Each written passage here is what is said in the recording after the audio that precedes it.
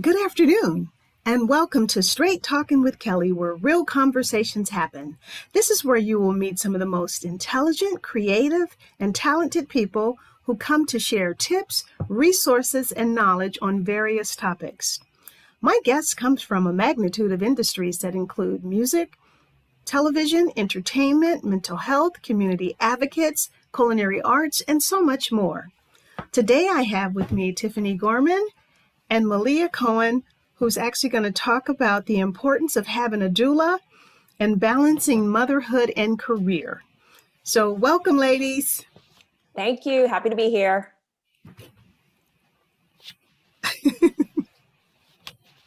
So before I get started, I'm actually going to read their bios. Tiffany Gorman earned a Bachelor of Science degree from Fisk University, a historically Black university in Nashville, Tennessee, and a Bachelor of Arts degree in Culinary Arts from Johnson & Wales in Providence, Rhode Island. After years in a professional kitchen, having her daughter caused her to change her careers to early childhood education. She is a recent master's graduate from Erickson Institute in Early Childhood Development. She works as a Windy City doula and as a Chicago volunteer doula. She was born and raised in San Francisco and began writing poetry at the age of 7. She lives in Chicago's Morgan Park neighborhood on the far south side of the city. For Tiffany, having the Poetry Foundation in her backyard is a dream come true. It is a place that honors the love of poetry, of poets who write poems. An admirer of Nikki Giovanni, Gwendolyn Brooks, and Octavia Butler. She aims to project the same love and pride for her people in her own unique voice. And you can find out more about her at gormanpublishinghouse.com. Malia Cohen was born and raised in San Francisco. She earned a Bachelor of Arts degree in political science from Nashville, Tennessee, from Fisk University in Nashville, Tennessee, and a Master's of Science in Public Policy and Management from Carnegie Mellon University in Pittsburgh, Pennsylvania. She serves as a member of the California State Board of Equalization, California's elected tax commission. Malia is the first African-American woman to serve on the board. As the BOE board member for District 2, she represents 10 million constituents living in all parts of 23 counties extending from Del Norte County in the north of Santa Barbara County in the south. She is also a former San Francisco Board of Supervisor and the president of the San Francisco Board of Supervisors. Wow, you ladies really have extensive backgrounds. I'm just overwhelmed by all of this. So before we get into our conversation, I would actually like to walk down memory lane with these guys. I've known them both all of their lives. Tiffany's my daughter, and Malia is her cousin. Malia Also your cousin. Well, yes, of course, but I'm just introducing you guys this way because your mom and her dad are first cousins. So it's really more, you know what I'm saying? So I get it. I've known you guys both forever. You guys have, I've enjoyed your relationship over the years through high school, through college, the simple fact that you guys were in college together. And I used to get some of them phone calls that would just drive me crazy. Do you guys remember some of those phone calls? Yes, I remember them because you always tell the story of the phone calls. Well, yeah, because I was on the other end going, but you guys, I'm in California and you guys are in Tennessee. What am I supposed to do? Tiffany was an only child. I'm an only child and don't touch my stuff. Well, yes. I mean, I'm one of 5, so we share. So when you see something that you want or need, you just help yourself to it, and you leave a note. I left a courtesy note. She knew where her pumice stone was. I mean, it was like a pumice stone, ladies and gentlemen. It was not a big deal. And let me also say that Tiffany and I were really, really close, particularly in high school, right? And I was at Fisk because of Tiffany. Tiffany, you might not remember this, Tiffany, but you gave my name and address to the admissions office, who then sent me an application. You were like, just apply. Just because you were like, I'm not doing it. Exactly. And I did it. And it was like the best adult decision I've ever made in my young adult life. Attending Yeah. Fisk was absolutely the best. And Yeah. spending it 3 years with you was incredible. Yes. But Oh, yes, that's we did have beautiful. our ups and downs. We did have like a sister-like relationship. And Miss Kelly, you were the beneficiary of, I believe Tiffany would call and complain to you. And then you Yes. would call me and be like, what's going on? So it was really interesting. Like, I didn't even know Tiffany's problem until you brought it to my attention. And that's because you are the big sister with 5 other sisters. Girl, Tiffany would call me and I'm just like, I said, I'm a big sister, so I knew where you were coming from, but I also knew she was an only child and I knew where she was coming from. She didn't have to share. She didn't have anybody to share with. No, she didn't. And Yeah. I'm grateful to be the one who have taught you how to share, Tiffany. So you taught her how to. I'm sure I did. I stepped in and I saved you, Tiffany, when you were just young at 17 years old. You're welcome. Thank you. All right, ladies. Now let's get into our conversation about a doula. So, Tiffany, can you explain to our audience exactly what a doula is and how they differ from a midwife? Sure. So doula is a Greek word that means slave, and doulas are emotional caretakers of birthing people. We help emotionally, we help with pain management, we help with being an advocate so that the birthing person's wishes are being listened to in hospitals. We know that hospitals have a tendency to ignore birthing people, especially if they are of color. So really making sure that this person is heard, that their concerns are dealt with. And it differs from a midwife because the midwife has the medical license and knowledge to actually give birth, to perform a full birth. I'm not at that end. I'm at the top end. So, why is having a doula not a new concept for Black people, and why did you become one? So when we think about what having a baby is, our modern brains think of a hospital and a sterile environment and doctors and nurses and machines, but that is really recent. That most women were giving birth at home in their bed with the help of midwives and doulas up until the 50s. And when we're looking at Black women, particularly in America, Black women birth everyone, white and Black babies. It was the Black midwife who went from plantation to plantation and birthed and caught babies. Okay. It was the Black midwife who did all of this. People. It is rooted in our African traditions. It's rooted in our African American traditions. So I'm here for more of what's happening. Absolutely. If I may chime in, also from what I know, what it's been different is that doula has been a predominantly woman-led, dominated field. Yeah. And when medical providers, doctors, i.e. men, realized how lucrative it could be for them to deliver babies, that's when you start to see the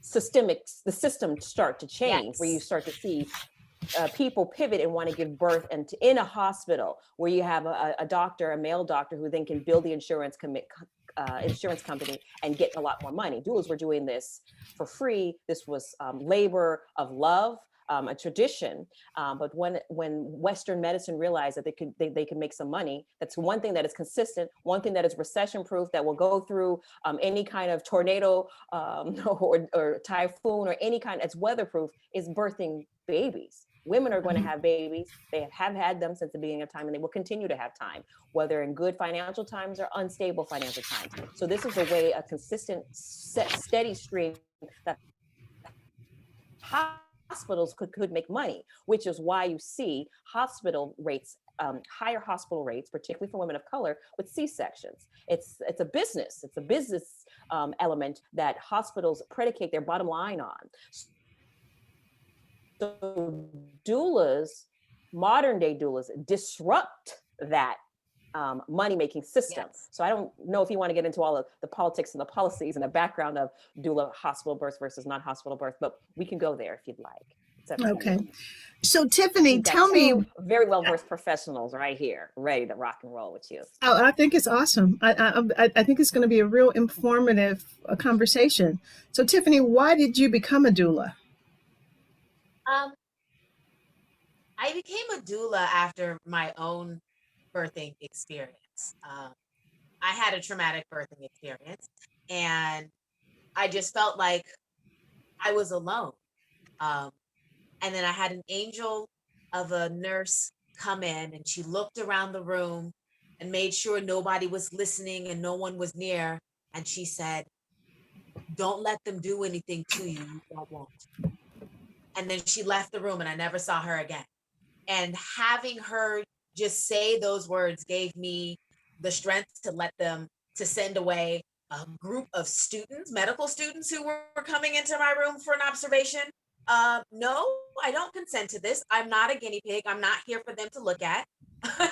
I'm a woman in labor and I need my privacy. And so I said, if there's a way that I can help other Black women so they don't have that fear while they're in a hospital setting, that I would. That was awesome. So Malia, you are a new mom. Yes. Did you have an experience with the doula? Absolutely. I have first became familiar with the doula when I had a girlfriend who was pregnant. This was like maybe in 2006. And she said that she wanted a doula. And unfortunately, she wasn't able to afford one. So she introduced this concept to me many years ago. And then when I was a member of the Board of Supervisors, I had a legislative aide that was pregnant and also had a doula. And she and I were, through discussion, we're talking about how it is incredibly unfortunate that poor women without insurance or limited resources do not have the same access to quality healthcare. To quality, not healthcare, but also we were also looking at the statistics where you had Black women that were dying through as a result of child labor. And one way to mitigate Black maternal health disparities, meaning Black women dying after or during labor, was to have a doula present. So I wrote a policy and created a pilot program with San Francisco General Hospital to twofold: recruit and train women of color to become doulas and to use this as a career, but also to have them inside San Francisco General Hospital to be that health advocate for women of color.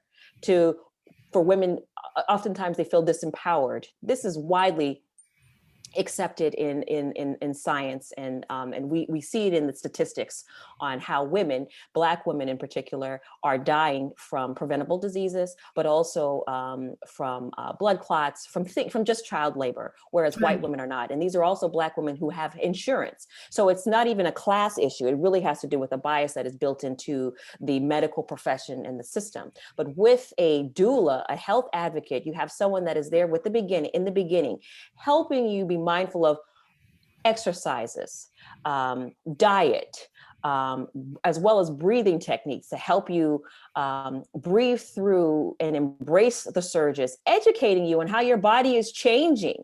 So that I know there were points in time when I felt like I was going crazy. And my doula would say, nope, that's just a hormones. Your body is being flushed with hormones, or your body is engorged with blood and fluid. This is completely normal behavior. Your body is doing what it was created to do. And having that professional, that positive affirmation is what made the difference. Mm-hmm. I have a 10-month-old daughter who was born last September during the pandemic. And so when you add on a first-time new mom, you add on a pandemic, you add on a lockdown, you add on a virus that's invisible, that's killing people that we don't know. And this was before the vaccinations. I mean, there was a lot of confusion, but I had my doula. And quite honestly, I also had Tiffany, who also served as my surrogate doula, that would call on me, that would check on me. Tiffany gave me recipes to heal my body. I mean, it was my mindset going into this was trying to really blend Western philosophy with medicine, but also understanding and embracing what my natural body was created to do. Embracing, paying attention to breathing, paying attention to stretching, and to yoga, positive affirmations, visualizing my cervix getting thinner and shorter, right? Is that how it goes? You want your cervix to thin out, right? And your face, and owning it and not being afraid. I think once I got over the mind, because I was afraid, when they talk about labor in Western medicine and on the TV, you got a woman who water breaks and they're just screaming bloody hell. And I was afraid of the pain, but it was only through my doula sessions, and she came to my house. She taught myself, she taught my husband what to expect, how to prepare, what I should be doing on the registry, what kind of foods are healing to the body. Like things, honestly, and I'm, you heard the bio, I'm an educated woman. I got a master's degree. My husband's a lawyer. We're smart people.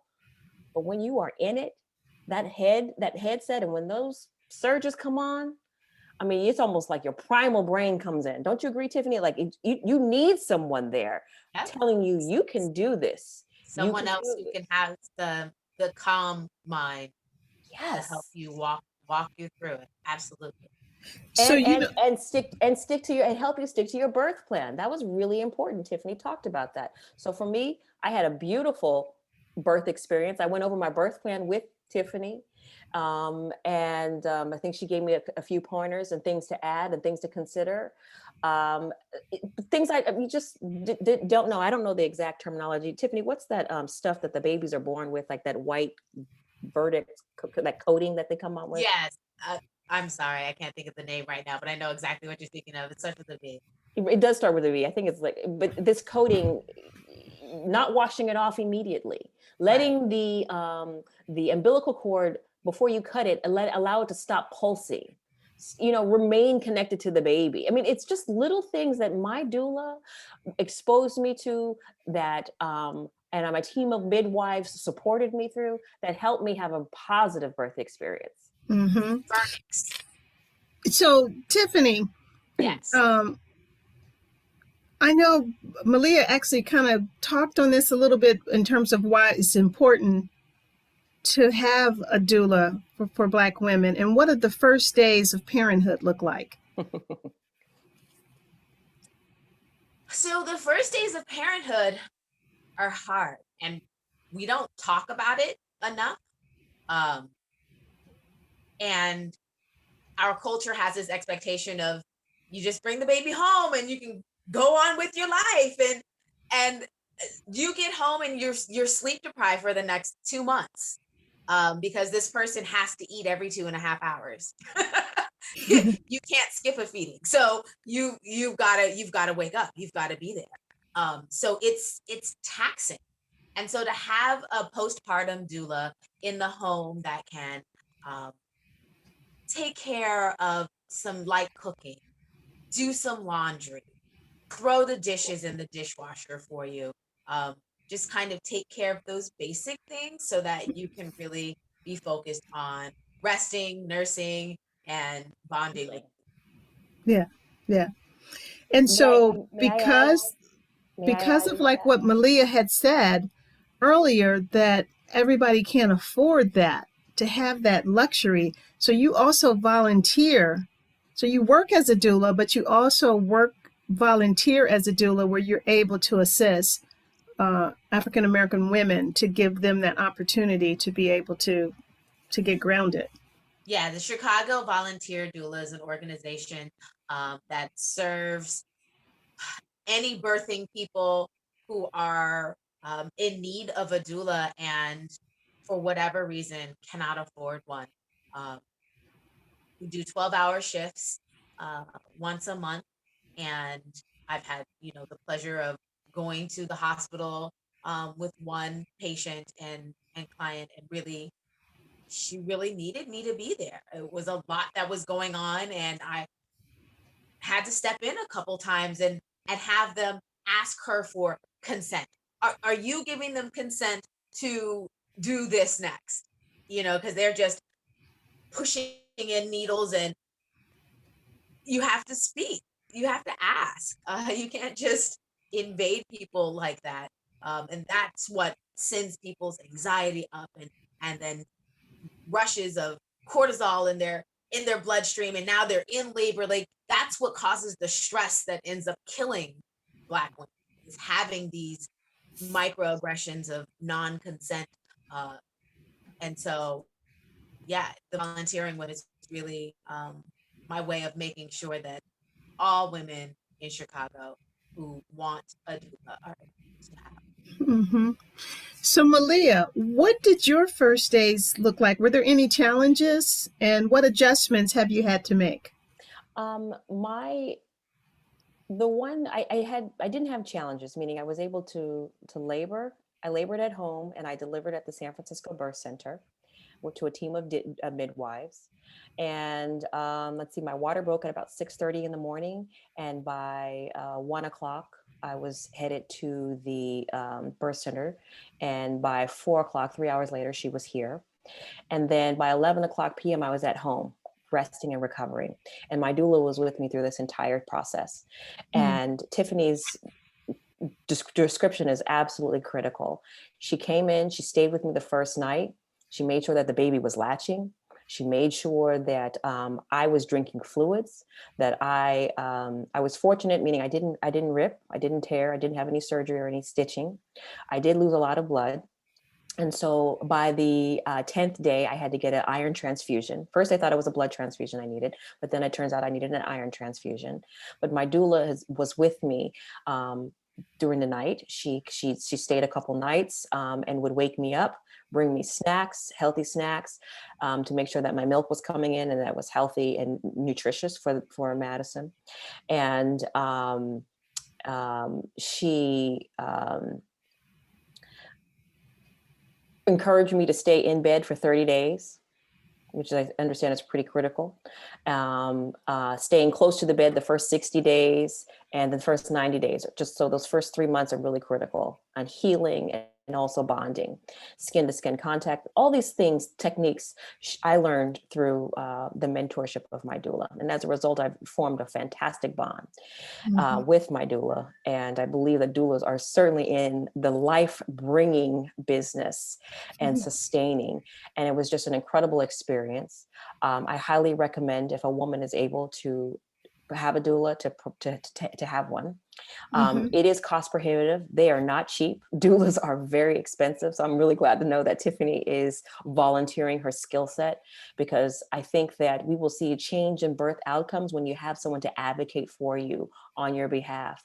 Like you said, when those cortisol levels reach, when those surges are coming in, sometimes Black women of color lose their voice already when they're in a hospital situation. It's very intimidating. You've got well-educated people coming over here, fussing over you, offering you things that you don't need. Well, all that said, is having someone that is steady, that you have already bonded with, is a game changer. And I would like to see, and I'm continuing to work in this vein, to make doula services part of healthcare, and so that you would be able to get health insurance. Ultimately, Medicaid or Medicare would be wonderful, so that all women would have access to it. It's more cost effective to deliver a baby with a doula than without, and it's better for the mother and the baby. So, and we have a friend, a mutual friend, Fiskite, midwife woman here in Chicago named Janine Logan, who is on the brink of opening up a birthing center for the South Side, and be the only one on the South Side of Chicago. And there's only one birthing center in the whole city. So, yeah. Oh, that would be awesome. Good for her. That is incredible. And, you know, the distinction between a birthing center and a hospital, like when you go to a hospital, they automatically create a port for IV, right? And this is granted, this is not everyone can deliver at a birth center. You have to you need to be healthy and the baby needs to be healthy. And if there's ever an emergency, then you have a backup plan that you go to a medical facility in case you need to have surgery or the baby needs extensive medical attention. But a birthing center is largely, you're going to a facility that's not a hospital. They don't have intrusive wires and lights and a medical bed. I mean, it feels like a home. You're in like your bedroom, and it's large. It's a large room. I had a water birth, so there's a bathtub in place. You have a stability ball where you have the ability to give birth in multiple different techniques in different ways. Yeah. So Tiffany, what I'd like to know, what are some of the concerns that your clients have? The biggest concern is for labor, the pain. Again, media has kind of warped our understanding of what birth is. And so they're always thinking about the what if it goes wrong. And so I try to remind them that people have been giving birth for thousands of years. This is not a new thing. Your body knows exactly what to do. You don't have to be afraid. You actually don't have to do anything. If you allow your body to do what it does and allow the baby to do what it does, you both will be in sync and you will have a smooth birth. So fear of the pain. And then for postpartum, it's sleep. And it feels oftentimes not, the concern is not of lack of sleep because of lack of sleep and well-being, but because of lack of sleep and ability to be productive. I still have things that I need to do. And will I be able to sleep enough and take care of this baby? Yeah, I'm so glad to hear that Malia stayed in the bed for 30 days. I've had clients who were like, so I was thinking about going running tomorrow. And I'm like, you had a baby 4 days ago. Why? Why do you need to go running? Oh, I shouldn't? No, you shouldn't. I said, I'm of the mind that you should be in the bed for at least 40 days. To let your body heal. Right. Heal. It took 10 months of moving things around, hours of pushing things out, and 4 days later, you want to go to Pilates. But those sounds like your wealthy clients that would come up with something like that. They are. Yeah, because I was going to say, I know that. Also, I think it's also part of the patriarchy that has you convinced that you need to get back out, that you're afraid you're going to lose your job, that you got to get snapped back. I mean, there's a whole lot of things, I think, just as a woman that we have internalized that we need to deprogram ourselves and understand, your uterus needs to shrink, your hips need to get back into place. I mean, and then your body also changes now that the baby is here, right? You're bringing milk, and all of that is actually work. It was my doula that educated me on, you are working, you're healing. Yeah. Now, so, and what I'm thinking about, so you guys, I know that Tiffany also works with, as a paid doula, where she's working with husband and wife teams. And then when she goes in the community, sometimes it's not always like that. It's a single mom. So she really needs the help more. So the single moms really need a support system. Well, it's interesting that you say that because that hasn't been the case. I've actually, with the Chicago volunteer doulas, they've had partners. Okay. No one has been single. And with my paid doula, I've had quite a few conversations with single by choice women. Oh, having the babies single by choice. Oh, interesting. Now, isn't that a switch? But you know what? I'm so happy. You have the money to pay for it. You don't have to put up with no partner bullshit. Okay. You guys, and I'm so baby. I'm a hire a consultant to help me have this baby. That's exactly what it is. And you know what? I'm actually happy to hear, Tiffany, that Black women are having babies, because I heard that there was a time that we weren't having babies anymore. Who told you that? That ain't never been. Okay, so I just heard where they were just saying that Black women. In America birth rates are going down, but it's birth rates that are going. Okay, so that's what I was actually probably thinking about. So, um, what age was your baby when you went back to work, Tiffany, and how did you balance your career and motherhood? So I mean, it was almost a year when I went back to work. Um, then she was home with Brian for a year. Okay. She Wow. went to daycare. So I just went to work and came home and um, I don't know. I had to let go of perfection, uh, which is hard. I'm still trying. So if the house didn't look like what I wanted it to look like, being okay with that because we were living in it, and so got a Yeah. toddler. They leave stuff everywhere. They walk from room to room with things in hand. Mhm. Malia, you have yet to experience that, huh? Yes, yes and no. Madison is not walking, but she had, it's like I experienced, like she just got so much stuff, like Stuff. gear. Like in Yeah. order to move to go do something, you got to bring a pack and play. You got to bring snacks. You got a backpack full of change of clothes and diapers and food. And then Yep. I'm still breastfeeding. I got to bring a breast pump every now and then. If I'm traveling down to Los Angeles or wherever, I got to pump my breast. I got to bring an ice pack. I mean, it's not easy. It is Yeah. Yeah. not an easy thing. You don't just pick up and go like you used to. It Yeah. takes me, literally takes me about an hour more to get Yeah. myself ready, to get Yeah. her ready before Yeah. you can move. And then you still forget something. Yeah. Oh, Absolutely. absolutely. And Absolutely. what I say is that as she gets older and it's going to take longer still, give yourself even an extra 15 minutes when she starts to try to tie her shoes and zip her coat, because it's going to take her 30 minutes to do it and she's not going to want your help. You're going to have to wait. Yeah, they always said that motherhood teaches you patience, and I am learning how I do need to be a lot more patient and just open, and I just give myself that grace. Yeah. And I Little know kids are there's no a joke. holiday I'm going coming to tell up. you, little kids are no joke. I am so glad that I'm out of that and watching you guys go through it, and you more so now, Malia, than Tiffany, because Amina, she's the teen, and that's a whole nother scene. That's I was another just, podcast, another conversation. well, I was just telling Lino, I said, when Amina was turning between 11 and 12, you could tell she started having that attitude about, adults really they irk me. Adults irked her.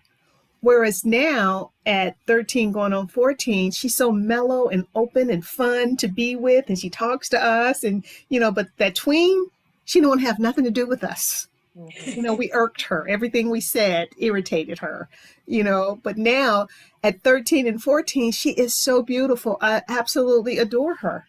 Yeah. She is But fun to be 12, around. 11, 12, forget it. So I don't know what's next, but I just know. So now let's talk about school, because that's the other thing, Malia, you are at because like Tiffany, you can talk about Amina in her school, and then I want you, Malia, to start thinking about, oh my God, I got to start looking for preschools and looking for that. So Tiffany, where is Amina in her school setting right now? Well, I mean, can I take it back a little bit further? Sure. So when she was 2, we started looking for her kindergarten. We started looking at the selective enrollment schools in Chicago, the public school system for gifted children, because we knew there was something about her.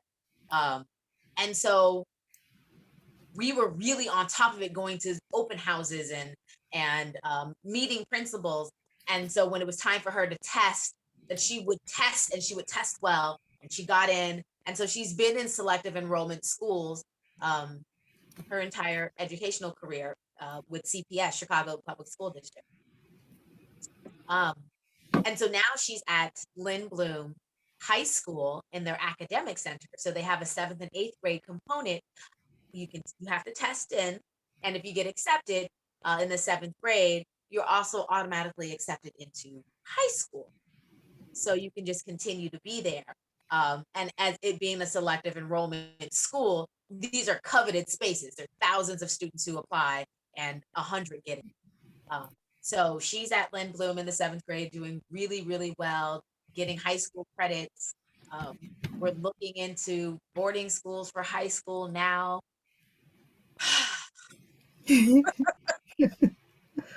It's exciting. And then It's I know she exciting. did tell me that right now she's taken over the summer. I'm like, most kids are out having fun. She's taking a geometry class in the summer.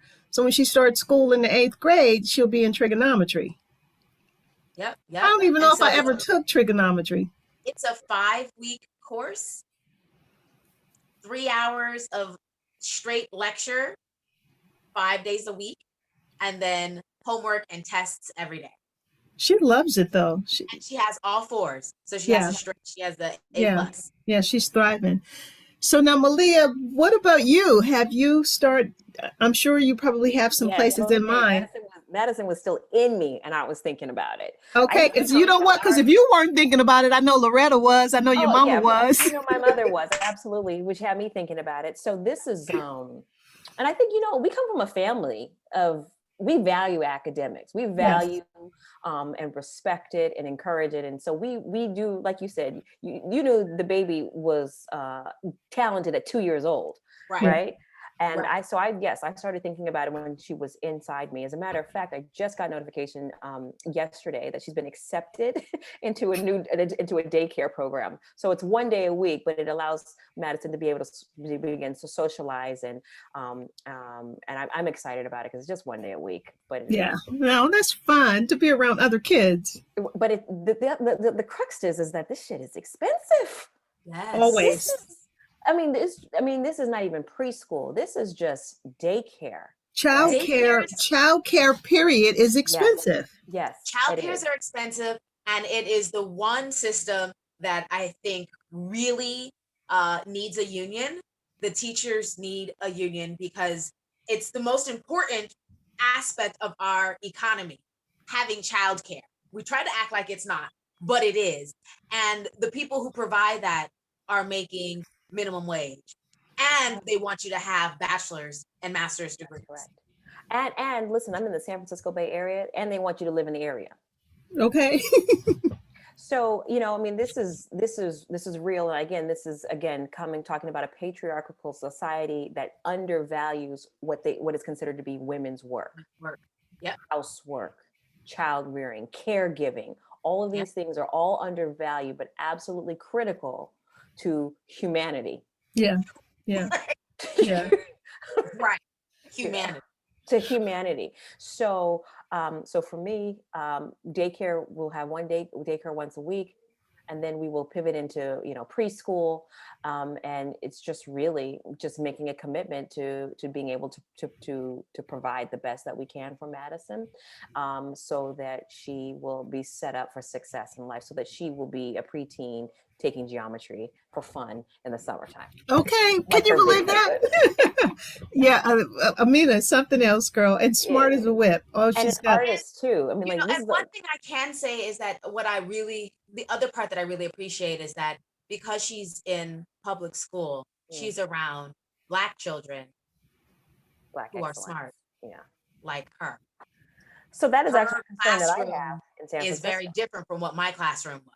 She's not the only one, and knowing what it feels like to be the only one has made it so important to me that she is not the only one.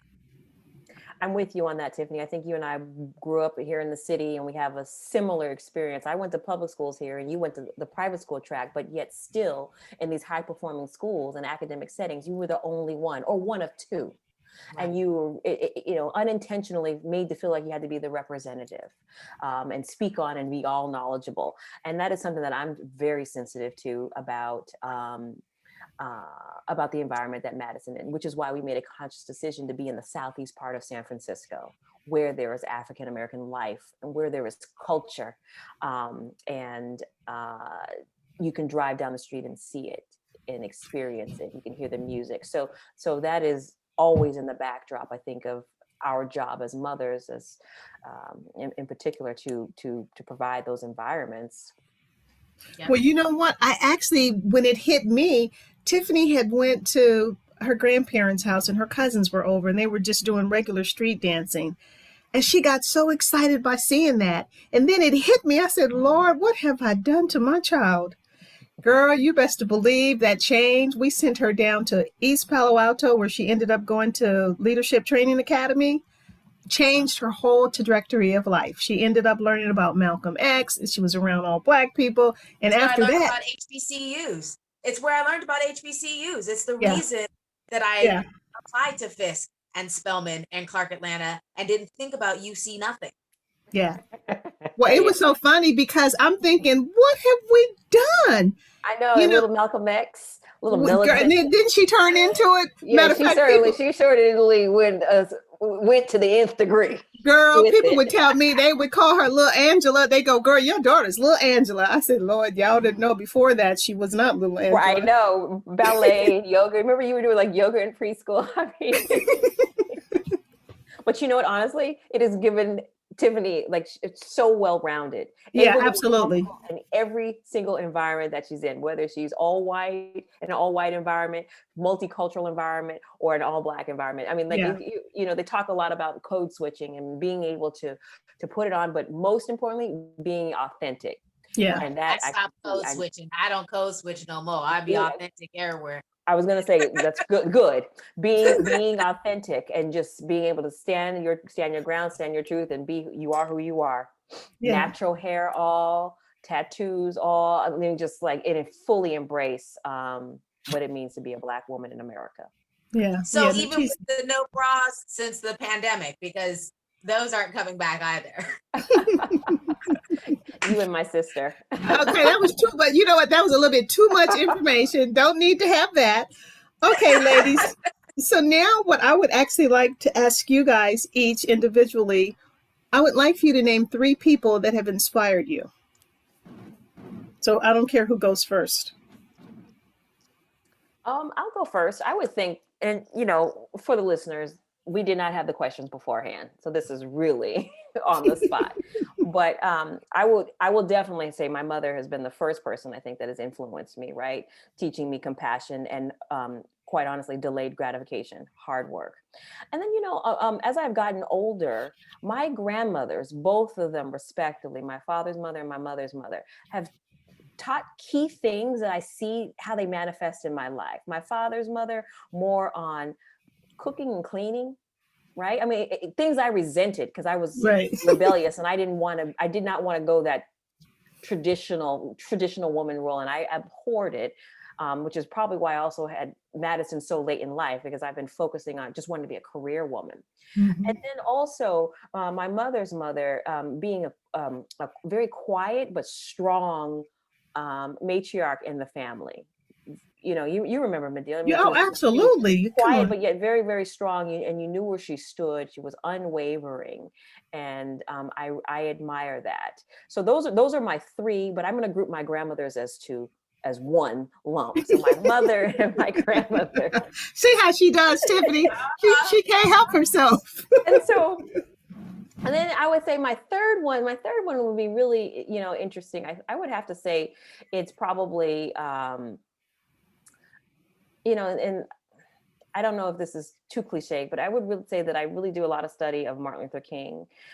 As we have come through George Floyd and Breonna Taylor, and during the summer, I was also pregnant, but really began to reread his works and his vision. And as an elected official, really understanding and taking his teachings and trying to apply them to my policy vision and to equitable healthcare. And when I talk about King and his philosophies, there's the Malcolm X and the Black Panther movement that is also a part of that. They're almost on the same coin, just different sides, because the breakfast program, health, nutrition, yes, absolutely, being the undergirding of everything of Black life and Black culture, and sustaining Black humanity is all about predicated on your health and access to quality education. And so those are, although I named 5 people, those are my top 3. You see how she is. She can't help herself. That's okay, Malia. I know you. You're welcome. So, Tiffany, who are your 3? But you know what? Before I go to you, Tiffany, You know what? One of the things that you said that really struck with me when you added the Black Panthers is that they were so ahead of their time, and them starting that breakfast program was very progressive. And then the government copied that off of them, and they never gave the credit where that initial thought project came from, and it was definitely from the Panthers.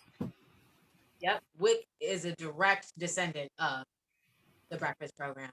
Yeah, yeah. So I think the Panthers really need to be given the respect that they are really due, and not considered thugs and whatever else they considered them. Those were some very men that cared about their people and their community. So Tiffany, who are your three people? So my three people, first I'm going to start with you. Did you? Well, because you got to start with me because I'm on here. No, because you were her first teacher. Are you I'm just teasing. I'm teasing. Everything. Okay, I'm teasing, guys. Goodness. You definitely taught me the power of saying no and it being a complete sentence and not feeling bad about it or feeling any kind of way about it.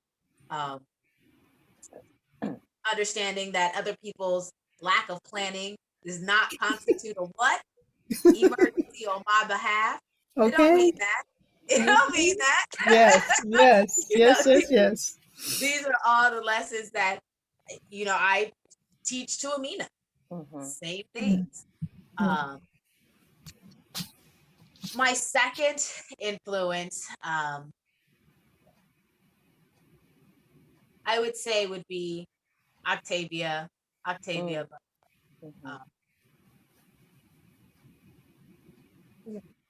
She has a collection of there's a collection of her notes that she wrote as a young writer. And she would write, I am a successful writer. I am a Pulitzer Prize winner. And just all of these declarative statements of what type of writer she is. And those things came true. And it came true for her later in life. And so, we live in a youth obsessed culture where everything needs to happen before you're 30, otherwise it doesn't count. and I could barely keep myself alive before 30. So it's okay to be older and get started. And that's really what I learned from her, and even reading her works, her characters. And then my third person would be Nikki. I mean, these Nikki Giovanni, she just tells it how it is, and she lets it all hang out on the page, and you can love it or not, and it doesn't even matter. Now, what about when you got to meet her at Fisk and you couldn't even say anything to her because you cried the whole time? I gave her a note I had written because I knew she was coming, and I handed it to her and I left crying. It was overwhelmed. I knew Nikki Giovanni was going to be in your list. Did you? How did you know that, Malia? Because I know Tiffany. Okay. I know Tiffany. I knew Nikki was going to be in the list, and I knew you were going to be in the list. I couldn't have guessed Octavia though, but it makes sense. Prolific writer. Right.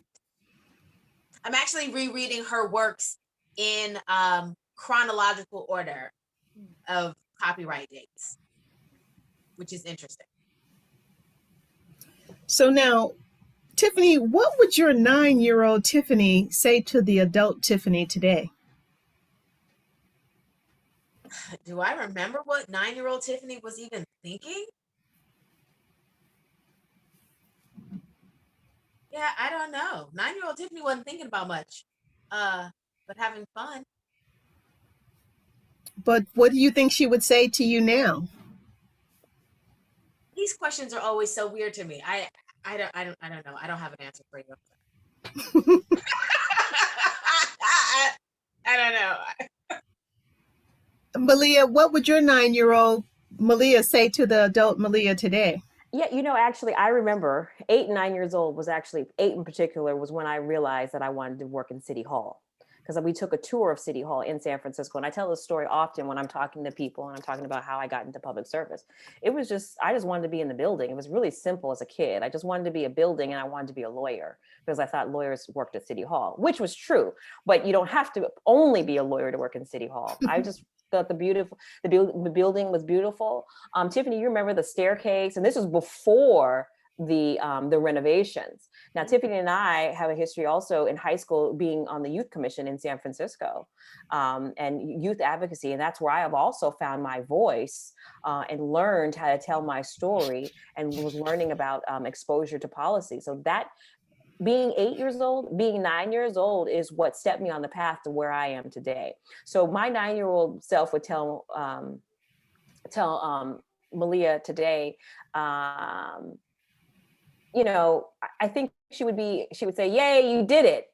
You did it." Okay.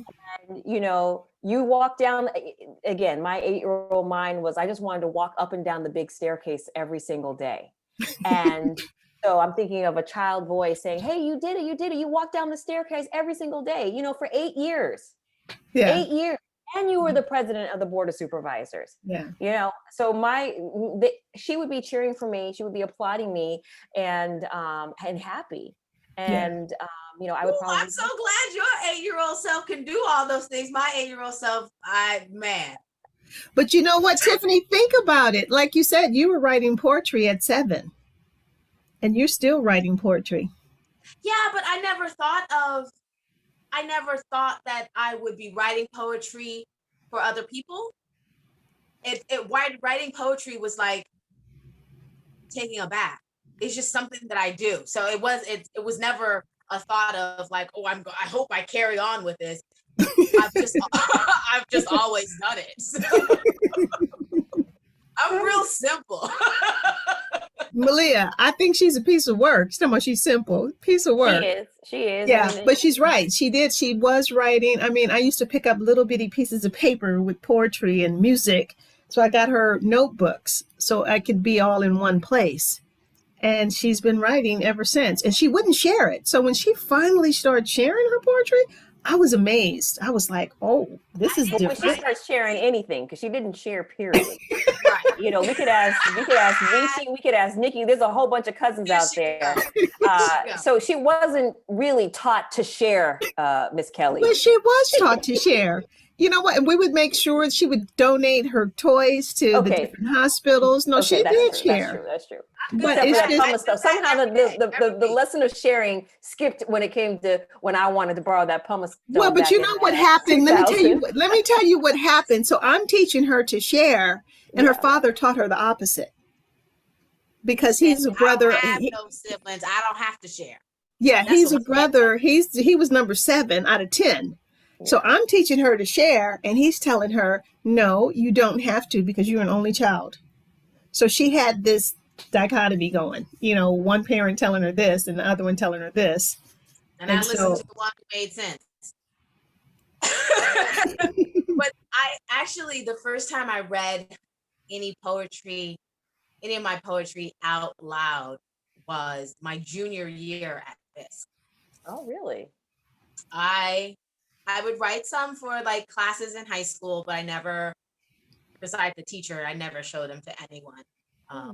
And then when I ran for Miss Fisk, and I wrote a poem for my talent and recited that. And then it didn't happen again until I turned 40. And now you're publishing. That's incredible. What a story. Well, and especially for someone that grew up as a child actress. She was a performer. That's true. She was a performer. So I thought that was very interesting. But Tiffany was one of those perfect examples of a performer that can be in stage in front of thousands of people, but can't do one-on-one. That's how she was as a kid. So, yeah. Okay. So what projects are you guys working on? So I don't care who goes first. Well, I am actually working on a new book of poems. These are love poems. September tentative date of coming out. We'll see. And I've been working with two wonderful Black women doulas with Our Mother's Light, and I've just been hired on as an additional doula. And so I'm so excited to be working with these Black women who are part of a larger doula and midwife community that I'm a part of. So we know some of the same people, and really start to get paid to do and work with the clientele that I really want to be working with. Yeah, you Because not all of us are broke. We have money. And so being able to have Black women and Black families who need doulas, I'm very excited. And so, Malia, what about you? What do you have going on? Yeah, thank you for asking. I'm getting ready to launch a statewide campaign. I'm running for controller. I'll be on the ballot in June of 2022. So like you, Tiffany, we've got a launch date of early September. So we have just been organizing, moving in that direction, lining up the endorsements, getting the fundraising. We just have a major fundraising deadline of June 30th.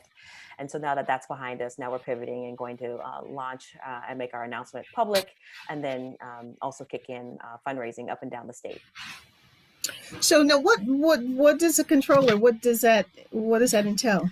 Oh, yeah. So the controller is actually the chief fiscal officer for the state of California, and it's a prominent role. It's a constitutional office holder, meaning that the duties and functions are written out in the California state constitution. And think about it as a CFO, the chief fiscal officer for the state of California. California is a large, huge budget. It's the 5th largest economy in the world. And so the greatest power that the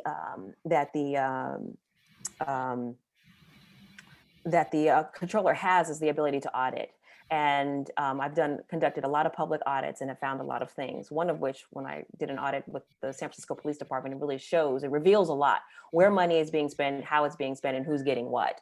So that is important because it also, I believe, it has a social justice lens to it, because it's very important to know who's getting what and how much, as these are public tax dollars. So we want to make sure that there's an equal distribution, or there's some equity involved, not just equality, but equity.